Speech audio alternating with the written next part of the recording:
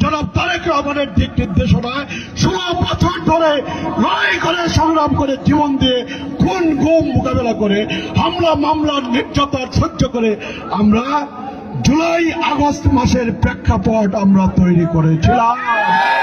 July August মাস এই ছাত্র জনতার রক্তক্ষয়ী সংগ্রামের এই 36 দিন আপনি আসে নাই।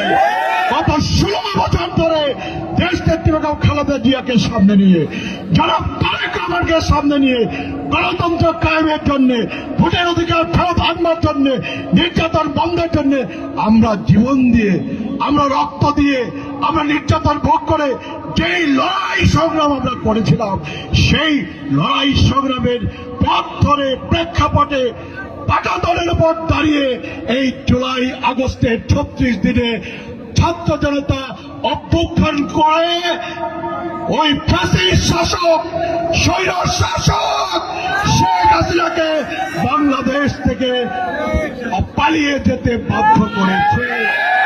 বাংলাদেশের মানুষ আমরা ওই ফ্যাসিস্ট দলকে বাংলাদেশের মাটিতে আমরা দেখতে চাই না। ওই খুনিদের বাংলাদেশের মাটিতে আমরা দেখতে চাই না। ওই গণতন্ত্র হত্যাকারীদের বাংলাদেশের মাটিতে আমরা দেখতে চাই না। আমরা গণতন্ত্র চাই, আমরা ভোট চাই, অবাধ নিরপেক্ষ সুষ্ঠু নির্বাচন চাই। অবাধ নিরপেক্ষ সুষ্ঠু নির্বাচনের জন্য আমরা বাংলাদেশের মানুষ অধীর আগ্রহ নিয়ে আমরা অপেক্ষা করছি।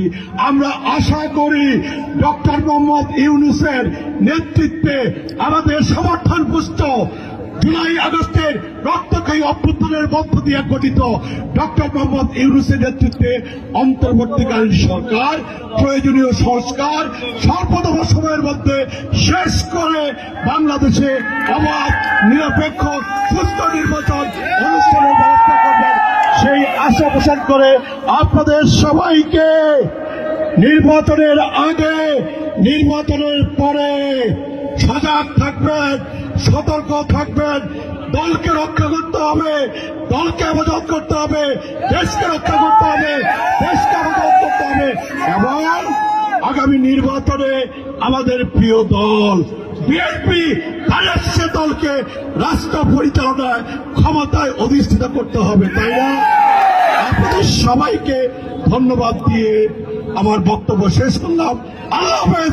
বাংলাদেশ জিন্দাবাদ, বাংলাদেশ জাতীয়তাবাদী দল বিএনপি জিন্দাবাদ, তারেক রহমান জিন্দাবাদ, দেশ নেত্রী বেগম খালেদা জিয়া জিন্দাবাদ,